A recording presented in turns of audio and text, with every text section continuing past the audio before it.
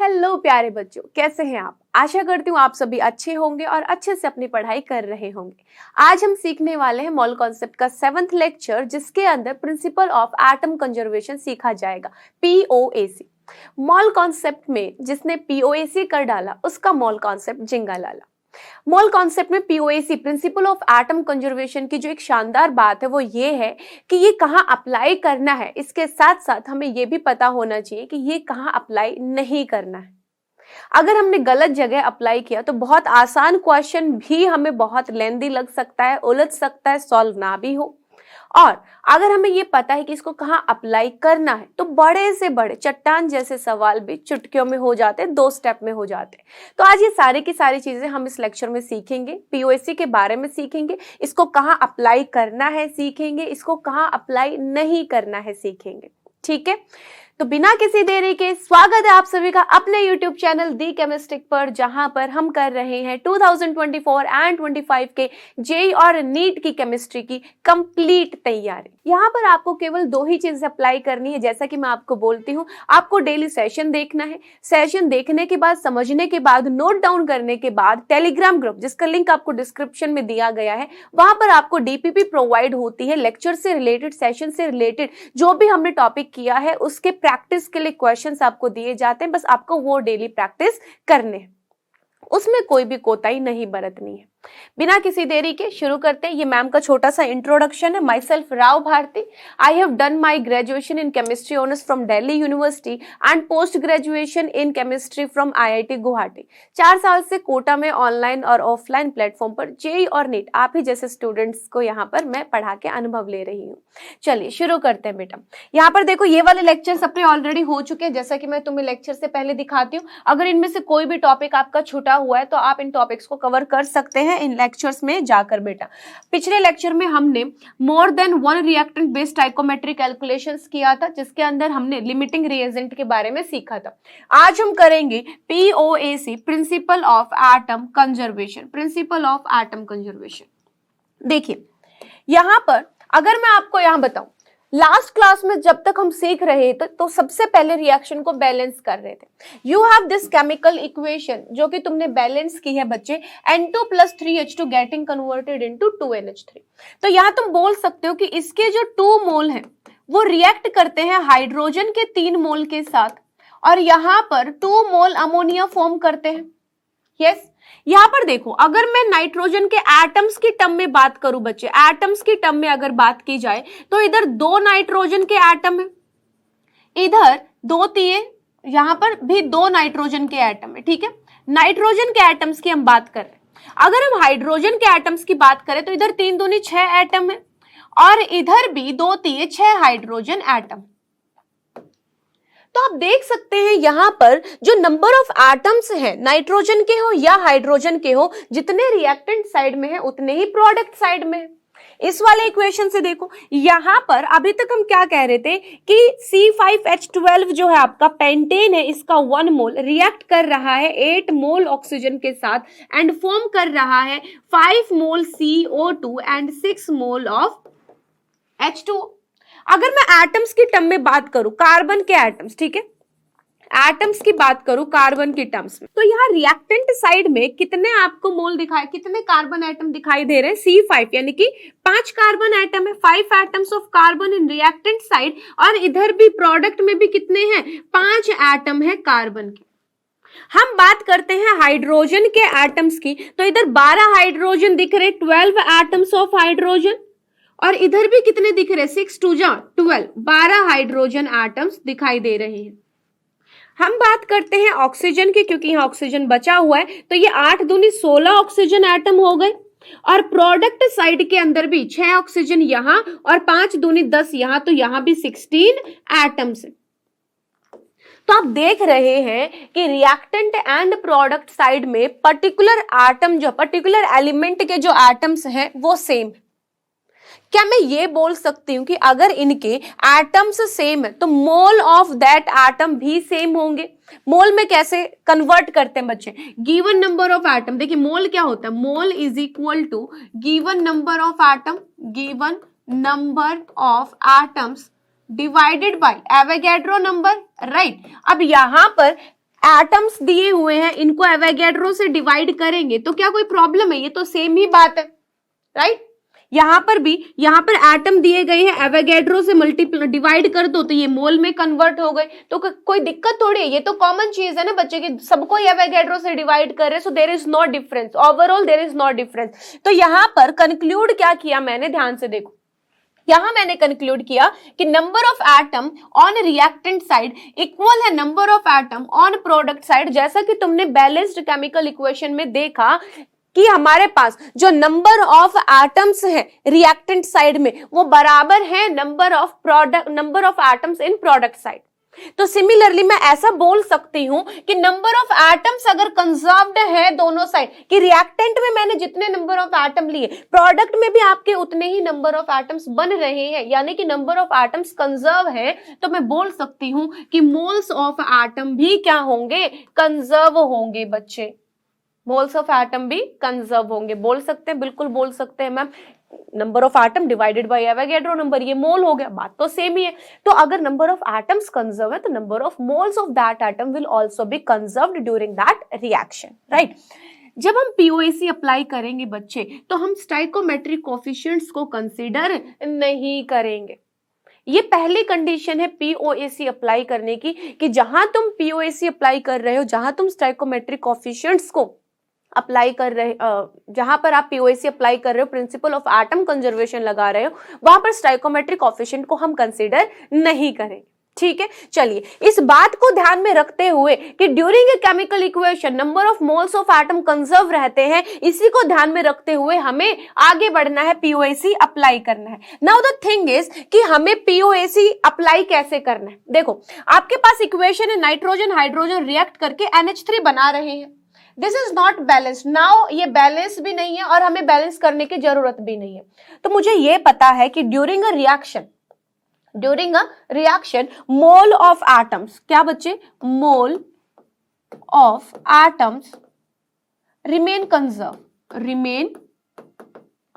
Conserved, ये चीज मुझे पता चल चुकी है। तो यहां पर हम क्या करेंगे, नाइट्रोजन के ऊपर पीओएसी अप्लाई करते हैं सबसे पहले, सभी एटम्स पे पीओएसी अप्लाइड ऑन नाइट्रोजन। ध्यान से देखिएगा, इधर नाइट्रोजन कितने हैं, N2 का 1 मोल है बच्चे यहां पर, या फिर मोल हमें नहीं पता मोल कितना है, क्योंकि हमने बैलेंस तो किया ही नहीं है, पीओएसी में बैलेंस करना नहीं है, स्टाइकोमेट्रिक कोएफिशिएंट लेना नहीं है। तो यहां पर देखो, नाइट्रोजन के अंदर 2 नाइट्रोजन एटम है, पता है N2 मॉलिक्यूल के अंदर 2 नाइट्रोजन एटम है, इनटू में मोल ऑफ N2 जितने भी हो हमें क्या पता, ठीक है? अब यहां पर बराबर होंगे किसके बच्चे, ये 2 इंटू मोल ऑफ अमोनिया के, 2 इंटू मोल ऑफ अमोनिया, या 1 इंटू, या 2 लिखूं या 1 लिखूं, अभी बताया था पीओएसी के दौरान स्टाइकोमेट्रिक कोएफिशिएंट को इन्वॉल्व नहीं करना है बच्चे, तो इधर 2 नहीं आएगा, 1 इंटू मोल ऑफ NH3, क्योंकि NH3 के अंदर एक ही नाइट्रोजन है। सो पीओएसी के अकॉर्डिंग अगर मैं नाइट्रोजन एटम पर पीओएसी अप्लाई करती हूं तो इस मॉलिक्यूल के अंदर जितने नाइट्रोजन के एटम है इनटू उसके मोल बराबर होंगे इस NH3 के अंदर नाइट्रोजन के एटम कितने हैं, 1 into mole of NH3। Now POAC applied on hydrogen, अब हाइड्रोजन पर अप्लाई कर लेते हैं। देखिए जरा, H2 के अंदर 2 हाइड्रोजन एटम है, तो 2 into mole of hydrogen is equal to NH3 के अंदर कितने एटम है हाइड्रोजन के, 3 into mole of NH3, 3 into mole of NH3, क्योंकि इनके moles of these atom will remain conserve during this chemical reaction. तो मैंने नाइट्रोजन के ऊपर पीओएसी अप्लाई किया, फिर मैंने हाइड्रोजन के ऊपर पीओएसी अप्लाई किया। स्टाइकोमेट्रिक कोएफिशिएंट्स को हमें ध्यान में नहीं रखना है, रिएक्शन को बैलेंस नहीं करना है, सिंपली देखना है कि उस मॉलिक्यूल के अंदर एटम्स कितने प्रेजेंट है। क्लियर है? चलिए आगे बढ़ते हैं। यहां पर देखिए, अगर मैं इस क्वेश्चन की बात करती हूँ, इस इक्वेशन की बात करती हूँ, तो मैं अप्लाई करती हूँ बच्चे पीओएसी ऑन कार्बन पर पीओएसी अप्लाई करते हैं।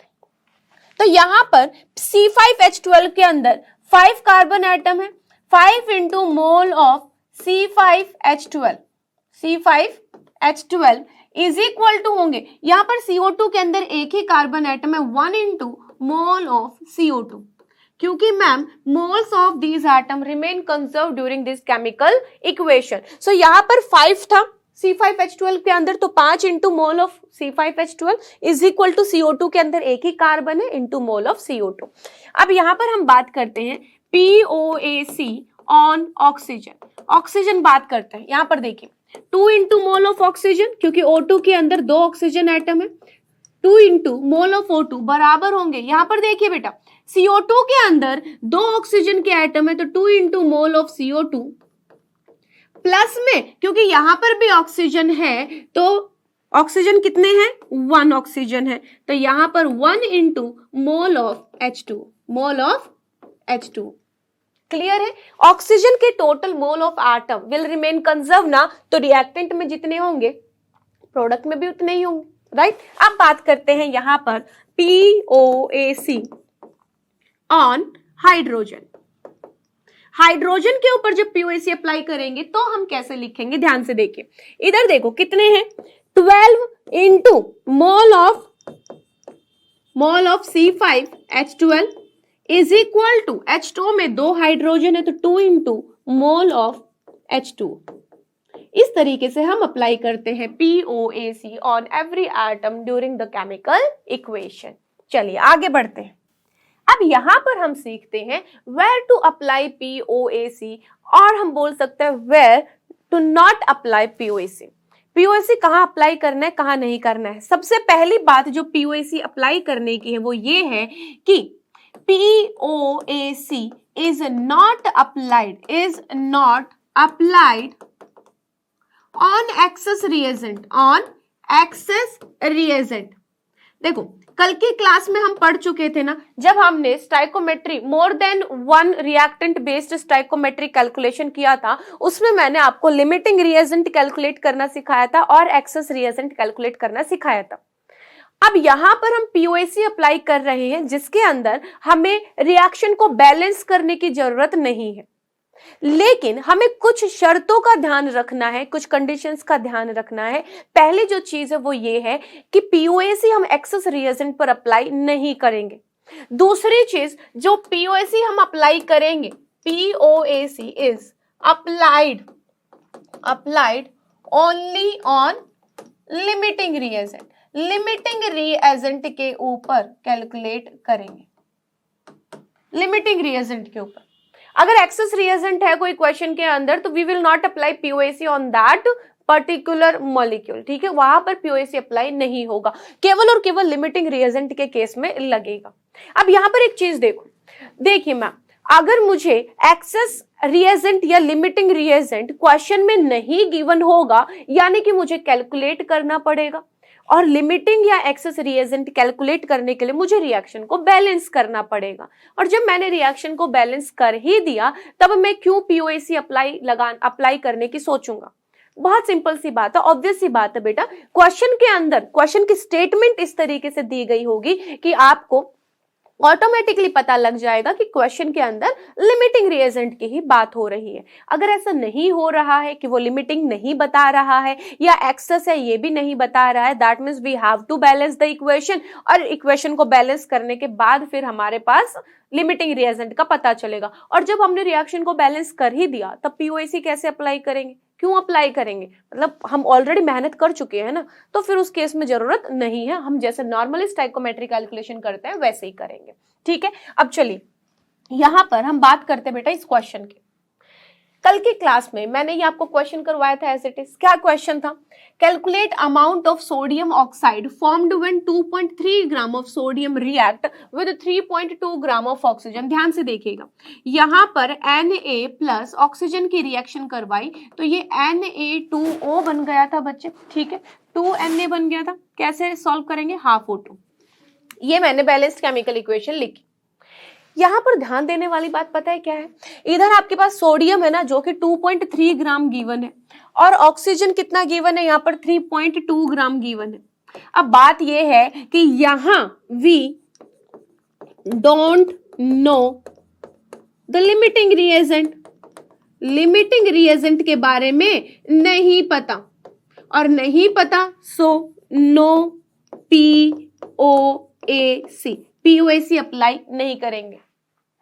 कर सकते हैं कब? जब मुझे पता लग जाएगा कि लिमिटिंग रिएजेंट कौन सा है, और मैं आपको सजेस्ट करूंगी कि जब आपको लिमिटिंग रिएजेंट पता करने के लिए रिएक्शन को बैलेंस करना ही पड़ रहा है तब POAC अप्लाई मत करो। देखो इस क्वेश्चन को कैसे करेंगे बेटा, यहां पर सबसे पहले मैं नंबर ऑफ मोल अगर निकालू, मोल्स की टर्म में अगर इसको करेंगे तो 2.31 ग्राम गिवन है, 2.3 ग्राम डिवाइडेड बाय मोलर मास जो कि सोडियम का 23 होता है तो 0.1 ग्राम, 3.2 ग्राम ये भी 0.1 ग्राम।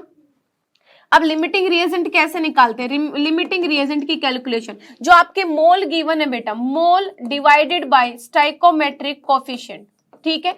मैं रिएक्शन को ऑलरेडी बैलेंस कर चुकी हूं, तो यहां पर सोडियम और ऑक्सीजन के केस में सोडियम के मोल 0.1, ये ग्राम नहीं है बच्चे, ये मोल होगा, यहाँ पर 0.1 मोल है, 0.1 मोल।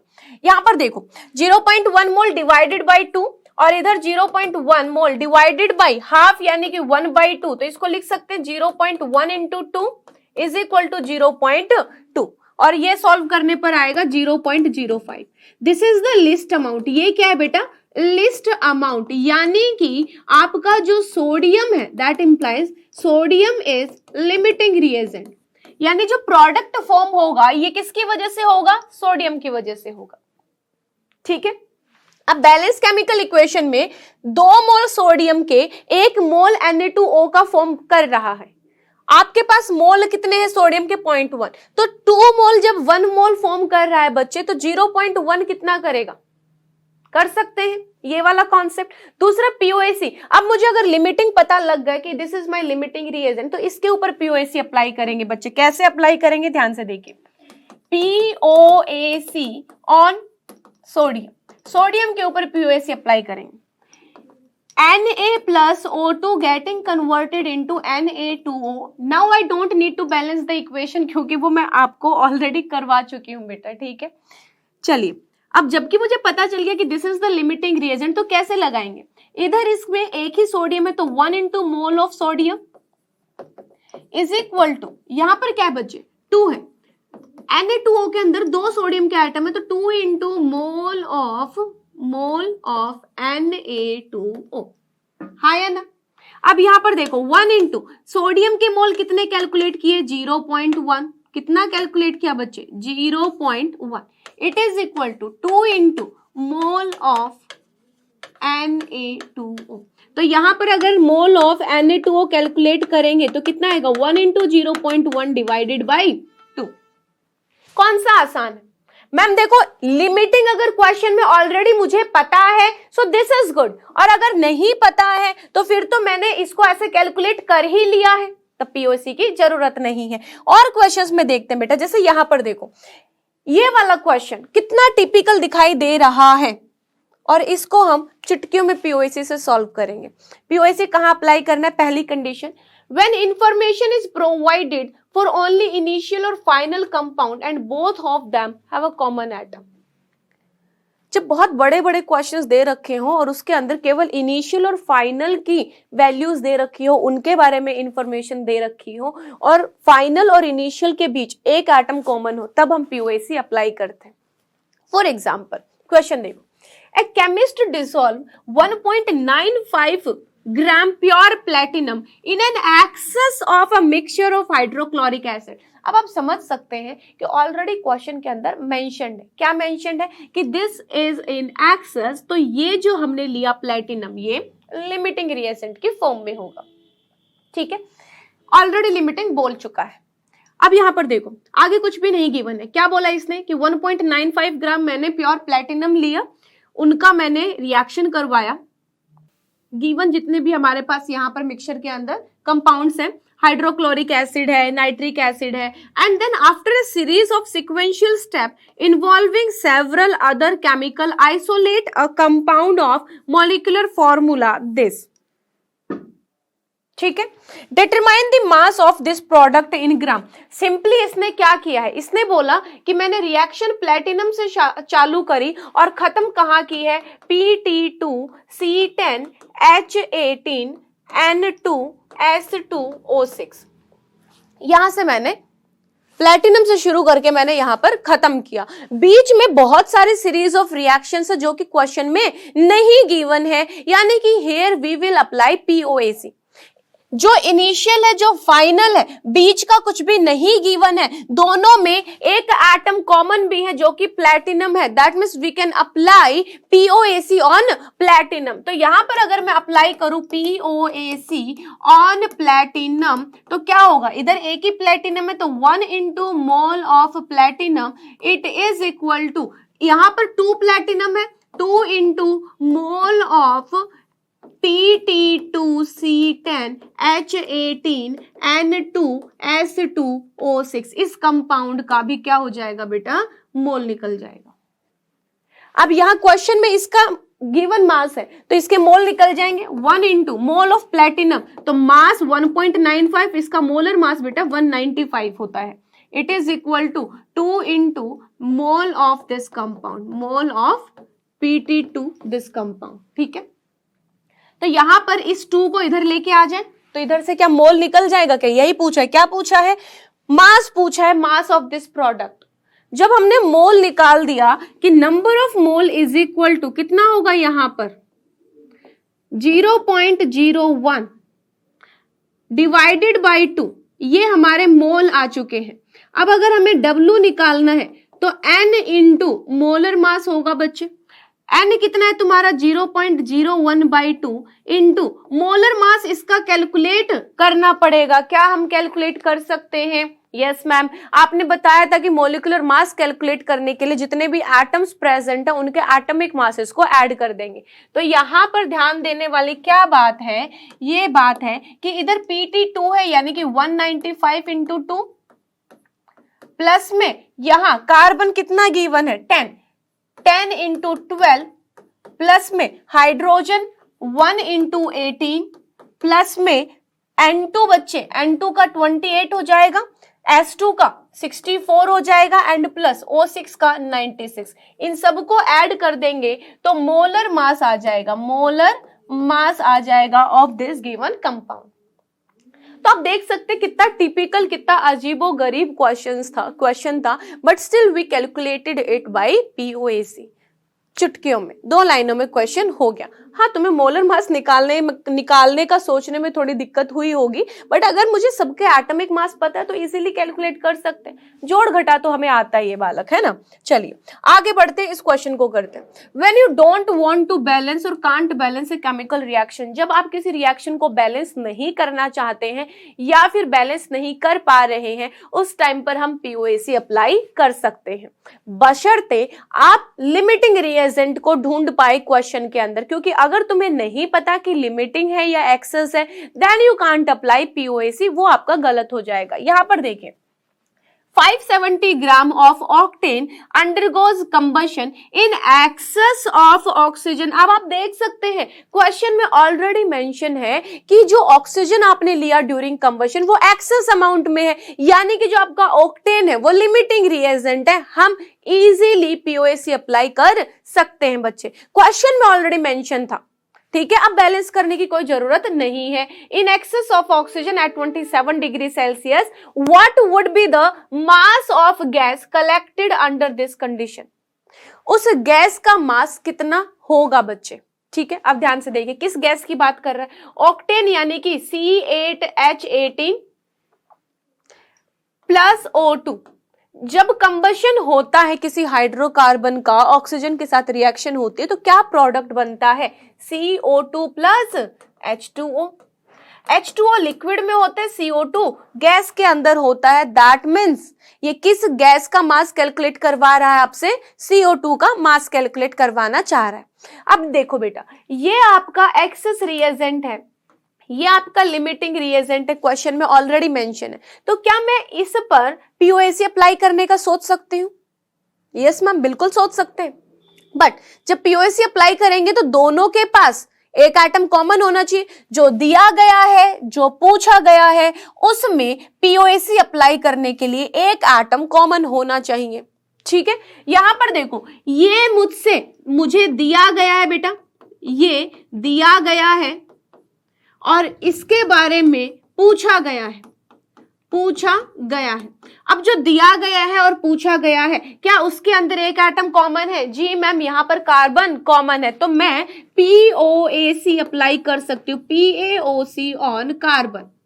कार्बन पर POAC अगर लगाएंगे तो इधर 8 है कार्बन के एटम, तो 8 इंटू मोल ऑफ, मोल को डायरेक्ट N से डिनोट कर देते हैं, N of C8H18 is equal to, यहां पर CO2 में एक कार्बन एटम है और मोल ऑफ CO2।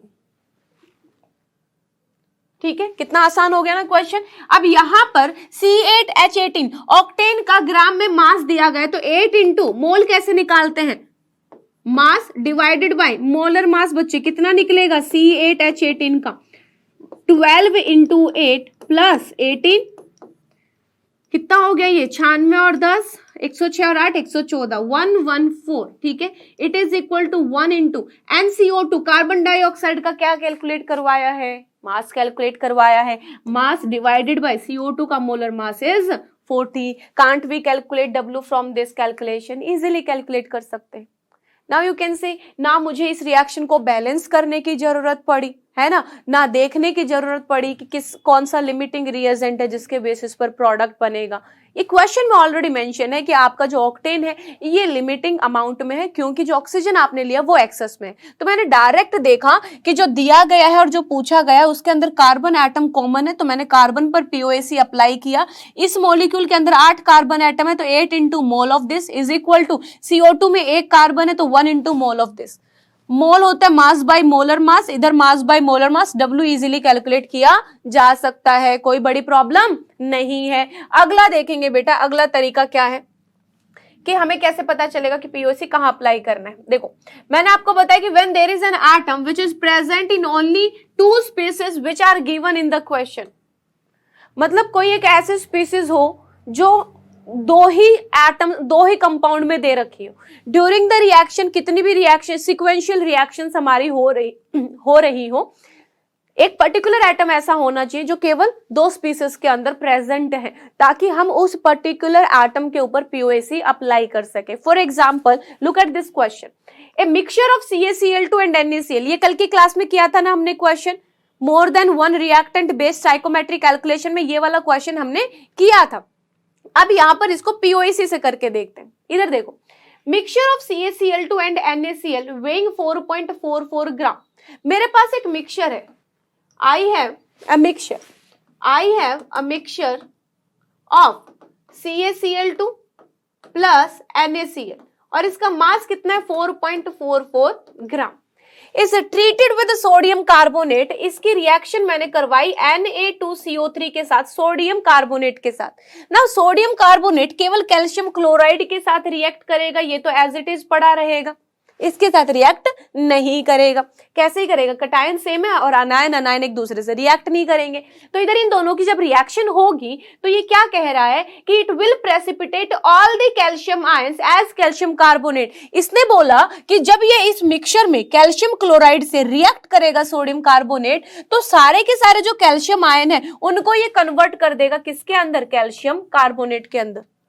यानी कि इधर जितना कैल्शियम क्लोराइड था वो पूरा का पूरा कन्वर्ट हो चुका है कैल्शियम कार्बोनेट में, इधर ये कुछ भी नहीं है। यानी कि ऑलरेडी ये चीज क्लियर है कि ये लिमिटिंग अमाउंट में, क्योंकि खत्म होके यहाँ पर पूरा आ चुका है। अब यहाँ क्या कह रहे हैं कि कैल्शियम कार्बोनेट जो बना है ना यहाँ पर, वो हीट किया गया है strongly to get 0.56 gram of calcium oxide. यानी कि अब मैंने इसको पूरा का पूरा हीट किया और मुझे कैल्शियम ऑक्साइड मिला 0.56 ग्राम। इसके साथ CO2 गैस भी निकल जाएगी। अमाउंट ऑफ NaCl निकालना है। NaCl का अमाउंट निकालने के लिए पहले मैं CaCl2 का निकाल लूं, क्योंकि उसी के बारे में इंफॉर्मेशन गिवन है। अब देखो बेटा, आपने कल जब इस क्वेश्चन को किया था, वहां जाकर देख सकते हैं आपने कैसे किया था कि आपने देखा था कि ये जो 0.56 ग्राम CaO है ये कितने कैल्शियम कार्बोनेट से आया, अब ये कैल्शियम कार्बोनेट कितने कैल्शियम क्लोराइड से आया, आपने उस तरीके से बैलेंस करके इस क्वेश्चन को किया था। बट हम इसको POAC से अप्लाई कर सकते हैं। मुझे कैसे पता चला कि यहाँ पर POAC अप्लाई होगा? पहली चीज, मुझे ये पता लग गया कि कैल्शियम क्लोराइड लिमिटिंग अमाउंट में, क्योंकि पूरा का पूरा कैल्शियम कार्बोनेट में खत्म हो रहा है। दूसरा, कैल्शियम कार्बोनेट जो बना था ना उसको भी पूरा खत्म कर दिया गया है और कैल्शियम ऑक्साइड में कन्वर्ट कर दिया गया। अभी अभी आपने ऊपर क्या देखा, कि आपके पास दो स्पेसेस ऐसी होनी चाहिए जहां पर आप पीओएसी जब अप्लाई करोगे तो एक एटम कॉमन होना चाहिए। तो क्या मैं जो ये CaO गिवन है बच्चे, यहां पर कैल्शियम है और कैल्शियम क्लोराइड की मेरे को अमाउंट निकालनी है, तो कैल्शियम इधर भी कॉमन है, तो हम POAC अप्लाई कर सकते हैं बच्चे। POAC ऑन कैल्शियम एटम लगा सकते हैं CaCl2 के अंदर एंड CaO के अंदर। तो यहां पर देखेंगे तो CaCl2 के अंदर 1 कैल्शियम है, तो 1 into mole of an calcium chloride it is equal to 1 into calcium oxide के अंदर भी 1 है बेटा, तो यहां पर भी क्या हो जाएगा मोल ऑफ कैल्शियम ऑक्साइड। अब इधर देखो 1 इंटू, क्योंकि मुझे इसका मास निकालना है, W डिवाइडेड बाय इसका मोलर मास कितना होगा 111 111 होगा, कैल्शियम का 40, क्लोरीन का Cl2 का 71, तो ये हो गया 111 is equal to 1 into calcium oxide का क्वेश्चन के अंदर मास आपको गिवन है 0.56, तो इधर हो गया ये 0.56 डिवाइडेड बाय मोलर मास कितना होगा 56। अब आप देख सकते हैं कि यहां पर तुमने W ऑफ CaCl2 कैलकुलेट कर लिया 1.11, बहुत ही आसानी से इतनी सी देर में। देखा पीओएसी कितनी गजब की चीज है। अगर तुम्हें पता है कि कहाँ अप्लाई करना है तो कल मैंने सेम क्वेश्चंस क्यों लिए हैं, ताकि आप कंपेयर कर सको कि कल हमने बहुत लंबे तरीके से किया था, क्योंकि तब तक मुझे पीओएसी के बारे में नहीं पता था। अब जब मुझे पीओएसी के बारे में पता है तो क्यों इतना लंबा कैलकुलेशन करना, I will do by POAC only. तो यहां मैंने अप्लाई किया और इधर मेरा आंसर भी आ गया। अब कैल्शियम क्लोराइड 1.11 है बच्चे, तो आगे आप NaCl का तो निकाल ही सकते हैं। WNaCl is equal to mixture 4.44 था, 1.11 is equal to 3.33 gram. Clear है ना, कर लेंगे। चलिए आगे बढ़ते हैं अगले क्वेश्चन के साथ। यहां पर देखिए, क्या मैं यहां पर पीओएसी अप्लाई करने का सोच सकती हूं? देखते हैं। चलिए पीबीएस जो है वो ऑक्सीजन के साथ रिएक्ट करके पीबीओ बना रहा है और SO2 बना रहा है। यहां पर जो SO2 बना है वो HNO3 और H2O के साथ रिएक्ट करके कंप्लीट H2SO4 बना रहा है। इनको अपन सिक्वेंशियल रिएक्शन बोलते हैं। क्या बोलते हैं बच्चे? सिक्वेंशियल रिएक्शंस बोलते हैं। Sequential reactions. सीक्वेंशियल रिएक्शंस का मतलब क्या? सीक्वेंस में चलना, कि पहले स्टेप में जो बना उसको अगले स्टेप में यूज करके फिर मैंने प्रोडक्ट बनाया, या फिर आगे और फर्दर तीसरा चौथा स्टेप भी हो सकता है। तो यहाँ पर डाटा नहीं गिवन है। मैं बस आपसे ये पूछना चाहती हूँ, ये समझाना चाहती हूँ कि क्या हम इधर पीओएसी अप्लाई कर सकते हैं? बिल्कुल कर सकते हैं। ध्यान से सुनिए, मैंने स्टार्ट किया पीबीएस से, इधर बना SO2 का कंप्लीट रिएक्शन करवा के H2SO4 बनाया। अगर क्वेश्चन में ऐसा कुछ है कि ये दिया गया है, ये पूछा गया है, तो इधर सल्फर जो एटम है वो दोनों के अंदर कॉमन है। अब तुम बोलोगे कि सल्फर तो SO2 के अंदर भी आ रहा है, तो मैं आपको क्या कहूंगी कि SO2 जो यहां आ रहा है उसी की रिएक्शन से आपको H2SO4 मिल रहा है। This is already completely reacted, completely converted into H2SO4. So in these type of reaction, POAC can be applied. जो दिया गया है, जो पूछा गया है, उसके अंदर एक एटम कॉमन होना चाहिए और पीबीएस और H2SO4 में सल्फर कॉमन है, तो हम यहाँ पर सल्फर के ऊपर लगा सकते हैं। यानी कि पीबीएस में एक सल्फर एटम है तो 1 into mole of PbS is equal to H2SO4 में एक एटम है सल्फर का, तो यहाँ पर मोल ऑफ H2SO4। इस तरीके से आप अप्लाई कर सकते हैं POAC on this given question. अगला क्वेश्चन देखो इसी वेराइटी का। यहां पर ध्यान से इक्वेशन पढ़ो। ये क्या कह रहा है कि पीबीएस ने ऑक्सीजन के साथ रिएक्शन किया, पीबीओ पीबीएसओ4 SO2 बनाया, और यहां से SO2 का रिएक्शन करके H2SO4 बन रहा है। अब आप बताओ, क्या आप POAC can we apply POAC है? क्या POAC अप्लाई कर सकते हैं? बिल्कुल नहीं कर सकते। पीबीएस से SO2 बना, माना SO2 पूरा रिएक्ट करके H2SO4 बन गया, लेकिन सल्फर इधर भी बचा हुआ है, पीबीएसओ4 के अंदर भी तो सल्फर है, तो हम POAC अप्लाई नहीं कर सकते। यहां पर देखो क्वेश्चन में इधर लिखा हुआ है बच्चे साफ साफ पॉइंट में, when there is an atom which is present in only two species which are given in the question. ठीक है, केवल 2 स्पीसीज के अंदर। तो यहां पर अगर आप बात करोगे तो PbSO4 के अंदर यानी कि 3 स्पीसीज हो गई, PbS, PbSO4 और H2SO4। अब तुम बोलोगे ये SO2 भी है, तो ये SO2 पूरा रिएक्ट करके ही H2SO4 में कन्वर्ट हुआ। इधर 2 की जगह 3 स्पीसीज है, सो अ बिग नो, यहां पर हम POAC अप्लाई नहीं करेंगे। क्लियर है? चलिए नेक्स्ट क्वेश्चन, ये आपके लिए है। आप बताइए क्या आप यहाँ POAC अप्लाई कर सकते हैं? कुछ नहीं करना है, सबसे पहले आपको इक्वेशन ही लिखनी है। आपको देखना है कि क्या जो गिवन चीज है वो लिमिटिंग अमाउंट में है, और अगर लिमिटिंग अमाउंट में है तो जो दिया गया है और जो पूछा गया है उसके अंदर एक एटम कॉमन है क्या? अगर है then we can apply POAC, और अगर नहीं then we can not apply. अब यहां पर देखते हैं, ये भी कल की क्लास का ही क्वेश्चन है। कल क्या करवाया था? पूरा रिएक्शन बैलेंस करने के बाद हमने इसको सॉल्व किया था। आज देखते हैं, at STP a certain amount of hydrogen is produced by the reaction of 550 gram of impure zinc। Zinc की रिएक्शन है किसके साथ? एक्सेस अमाउंट ऑफ HCl के साथ, यानी कि जिंक क्या है? लिमिटिंग रिएजेंट में है। हम सोच सकते हैं POAC का, लेकिन आगे भी तो कंडीशन देखनी पड़ेगी। जब HCl के साथ रिएक्शन किया तो ZnCl2 बना प्लस H2। कह रहा है कि यहां पर ये जो हाइड्रोजन प्रोड्यूस हुआ था, ये हाइड्रोजन रिड्यूस कर रहा है किसको? Fe3O4 को। Fe3O4 को ये हाइड्रोजन रिड्यूस करके फॉर्म कर रहा है Fe प्लस में H2। तो इसने क्या पूछा है? जिंक की अमाउंट पूछी है और 336 ग्राम आयरन दिया गया है। यहां पर देखो, माना कि यहां जिंक जो है वो लिमिटिंग अमाउंट में है, पूरा रिएक्ट हो रहा है। जो भी आप कंडीशन बताना चाहती हो वो सही बात है मैम, लेकिन जो दिया गया है, जो पूछा गया है, क्या कोई एटम कॉमन है? नहीं है, सो नो POAC। अगर ऐसे क्वेश्चंस को तुम POAC से करना चाहोगे तो कभी नहीं कर पाओगे। इसीलिए मैंने आपको क्लास के स्टार्टिंग में ही बोला था कि कहाँ अप्लाई करना है के साथ साथ कहाँ अप्लाई नहीं करना है ये भी सीखना है। ठीक है, तो इधर आप अप्लाई नहीं करेंगे। अब नेक्स्ट देखते हैं, नेक्स्ट क्या है?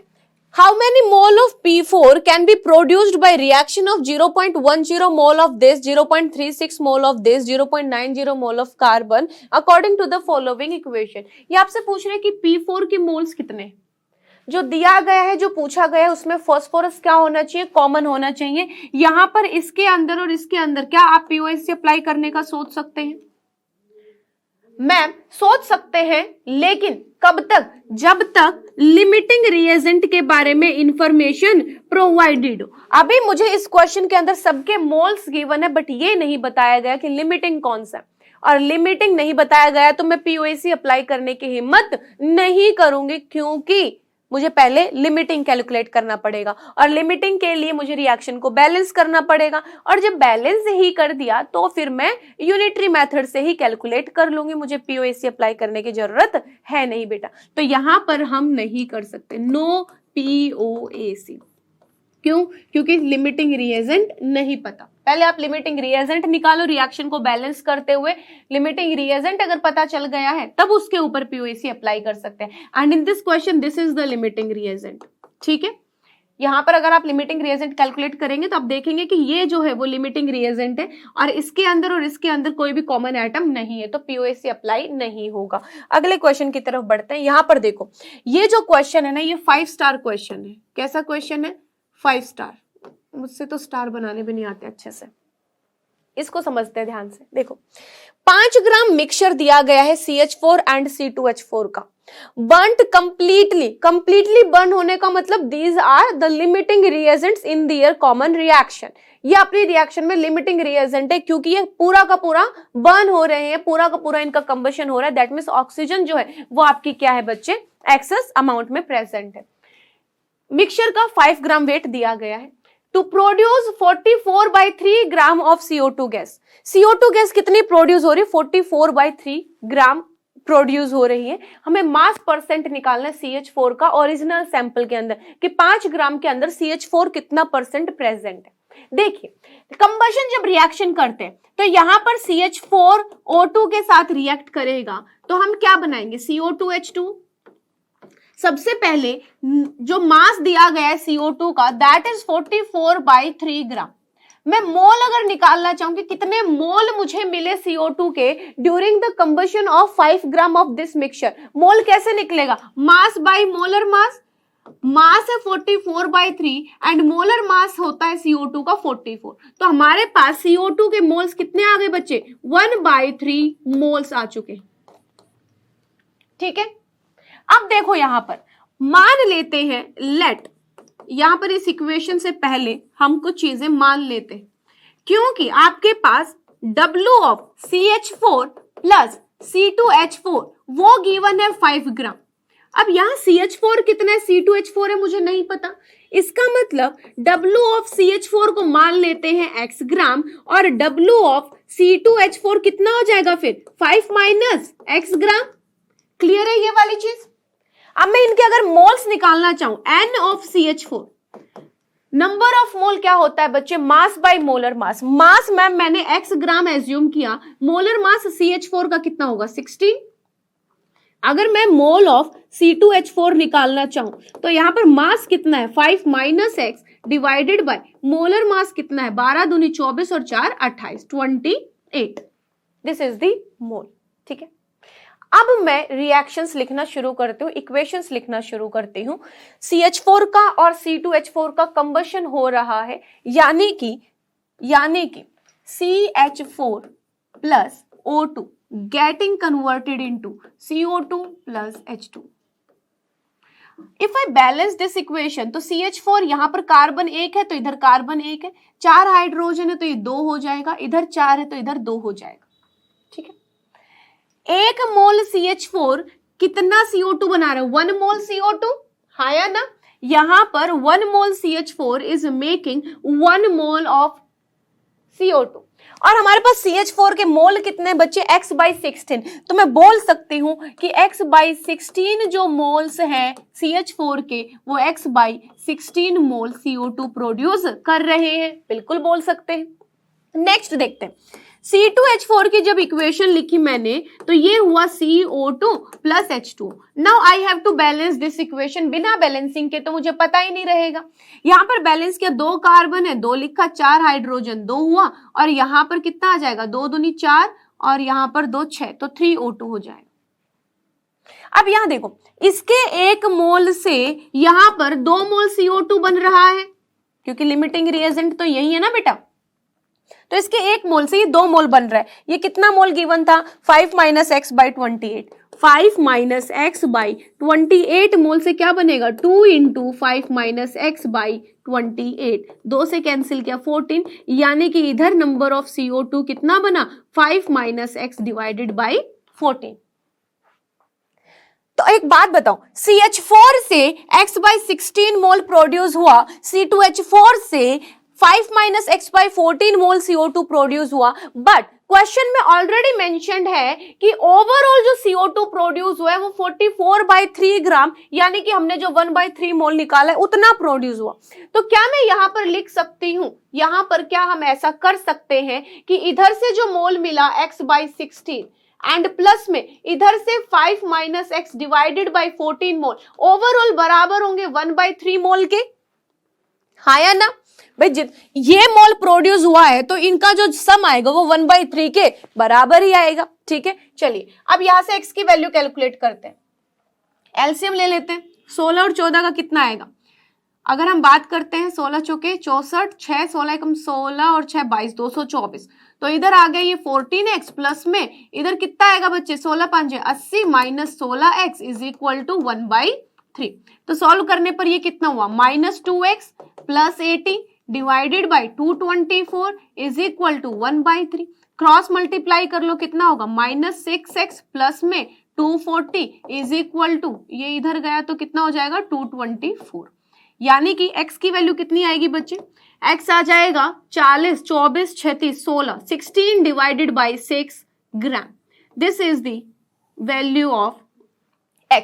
यानी कि आपका जो CH4 आया बच्चे, मीथेन की जो वैल्यू आई है वो 5 ग्राम मिक्सचर के अंदर 16/6 वैल्यू आई है, यानी कि 8/3। और इसको कॉमन सॉल्व कर लेंगे तो कितना आ जाएगा? 8/3 ग्राम। ये आपका मीथेन आया है। परसेंट निकालेंगे तो 8/3 जो आया आपका, डिवाइडेड बाई टोटल इंटू में 100% आ जाएगा। आप देख सकते हैं कि इस क्वेश्चन को मैंने कितना लेंथी सॉल्व किया है। क्वेश्चन बहुत 5 स्टार क्वेश्चन है बेटा, ठीक है। अब अगर मैं इसको पीओएसी से करना चाहूं तो कैसे करूंगी, ध्यान से देखिएगा। यहां पर क्वेश्चन में बोला गया कि CH4 प्लस C2H4 का हमने कंबशन कर दिया पूरे का, और मुझे CO2 मिल गया और H2O मिल गया, ठीक है।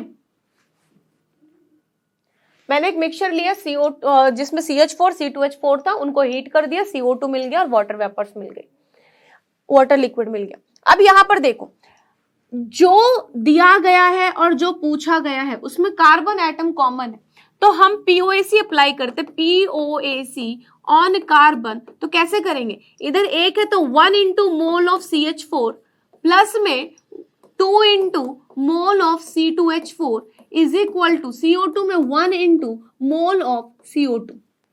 ऐसा लिख सकते हैं, बिल्कुल लिख सकते हैं। यहां पर पीओएसी अप्लाई किया कार्बन पर, तो an number of mole of CH4 into में 1, यहां पर number of mole of C2H4 into 2 is equal to 1 into mole of CO2। अब देखो बेटा, मास तो हम इसका x मान चुके थे CH4 का, x डिवाइडेड बाई 16, यहां पर इंटू 1 है, प्लस में 2 इंटू ये C2H4 का मास कितना था 5 minus x divided by 28 is equal to 1 into यहां पर NCO2 कितना कैलकुलेट किया तुमने 1/3 कैलकुलेट किया। तो जैसा कि तुम देख सकते हो, ये जो इक्वेशन आपकी इस पेज पर यहां आके बनी है ना, यही तो सेम है, x/16 plus 5 minus x/14 is equal to 1/3। ये जो यहां आके बनी है वो आपकी सेकंड लाइन में ही बन चुकी है कि x/16 प्लस 2 से किया ये 14 आया, तो 5 minus x divided by 14 is equal to 1/3। इसको सॉल्व करेंगे तो x की वैल्यू आ जाएगी। कितना आसान है पीओएसी, अगर तुम्हें पता है कि कहां अप्लाई करना है पीओएसी को, तो क्वेश्चन चुटकियों में हो जाते हैं। गलत जगह अप्लाई कर दिया तब भी बेटा आप इसको सॉल्व नहीं कर पाएंगे। गलत जगह अप्लाई कर दिया तो चाहे कितना ही आसान क्वेश्चन हो, आप वहीं उलझ जाओगे, आप सॉल्व नहीं कर पाओगे, ठीक है। चलिए अगले क्वेश्चन की तरफ देखते हैं। अभी अभी जो मैंने रूल्स बताया था कि क्वेश्चन बहुत अटपटा दे रखा हो, बहुत सारी बीच की रिएक्शंस दे रखी हो, इनिशियल और फाइनल वैल्यू अगर गिवन है तो पीओएसी अप्लाई कर दो, तो यहां पर भी सेम चीज करनी है। In a gravimetric determination of phosphorus in aqueous solution of NaH2PO4, NaH2PO4 हमारे पास सॉल्यूशन है जिसके अंदर हम फॉस्फोरस को डिटरमाइन कर रहे हैं, is treated with a mixture of ammonium and magnesium ion to precipitate magnesium ammonium phosphate, and this is treated and decomposed to magnesium pyrophosphate, this which is weight, जिसका वजन लिया गया लास्ट में, a solution of NaH2PO4 yielded 1.054 gram of Mg2P2O7, what weight of NaH2PO4 was present originally। यहां पर देखो question के अंदर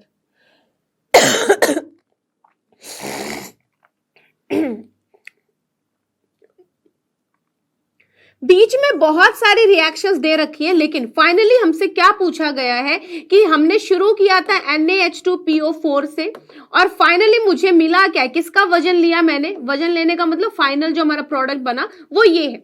शुरू यहां से किया, खत्म यहां पर किया, मुझे इसका वेट निकालना है, इसका वेट मुझे पता है, मैंने ऑलरेडी इसकी यील्ड निकाल ली। तो जो इनिशियल गिवन है, जो फाइनल गिवन है, उन दोनों में अगर कोई एक एटम कॉमन है तो क्या हम वहां पीओएसी अप्लाई कर सकते हैं? यस मैम, बिल्कुल अप्लाई कर सकते हैं, ठीक है। तो हम यहां पर पीओएसी अप्लाई करेंगे, पीओएसी ऑन फॉस्फोरस। तो यहां पर इधर एक ही है तो 1 into mole of NaH2PO4 it is equal to, यहां पर 2 फॉस्फोर है तो 2 into number of moles of Mg2P2O7, right, easily निकाल सकते हैं। इसका वेट गिवन है Mg2P2O7 का 1.054, so it is equal to 2 into 1.054 divided by molar mass निकाल सकते हैं। मैग्नीशियम का कितना होता है 24, 24 दूनी 48, फॉस्फोरस का कितना होता है 31, 31 दूनी 62, और यहां पर हम कर देंगे क्या 16, 16 इंटू 7 112, ठीक है। इसको ऐड करेंगे मोलर मास आ जाएगा, इसका भी मोलर मास निकाल लेंगे, W divided by molar mass, ये आप निकाल लोगे यहां से, तो W कैलकुलेट हो जाएगा। तो आप देख सकते हैं कितना टिपिकल कैलकुलेशन था इधर, लेकिन फिर भी कितना टिपिकल स्टेटमेंट था, बट स्टिल कैलकुलेशन 2 लाइन की थी। पीओएसी का यही कमाल है बेटा, ठीक है।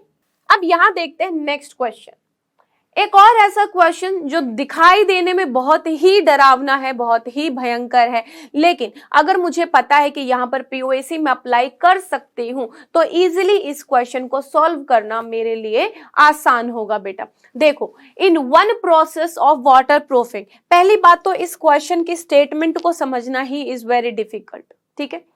In one process of water proofing की कोई प्रक्रिया चल रही है, प्रोसेस चल रही है। A fibre is exposed to CH3 vapour, कोई एक फाइबर था जिसको इसके साथ रिएक्ट करवाया गया। The vapour react with hydroxyl group on the surface of the fabric और with traces of water to form the water proofing film this. यानी कि हमारा इनिशियल मटेरियल हमें मिल चुका है, ये वाला जो वाटर प्रूफिंग में काम आ रहा है, और फाइनल प्रोडक्ट मुझे मिल चुका है ये वाला, यानी कि this is the water proofing film, ठीक है। अब देखो, where n stand for a large integer, यहां पर n कुछ भी हो सकता है बेटा, ठीक है। इधर देखो, the water proofing film is deposited on the fabric layer upon layer, एक लेयर उसके ऊपर लेयर उसके ऊपर लेयर, इस तरीके से लेयर बाय लेयर बनता जा रहा है। Each layer is 6 angstrom thick, ठीक है। हर एक जो लेयर है बेटा वो 6 एंगस्ट्रॉम थिक है। Thickness of this group CH3 whole twice SI, क्योंकि ये जो है ये तुम्हारी वाटर प्रूफिंग फिल्म बन चुकी है, इस एक लेयर के ऊपर लेयर इस तरीके से आए जा रहे हैं, तो इसकी एक जो लेयर की थिकनेस है वो 6 एंगस्ट्रॉम है।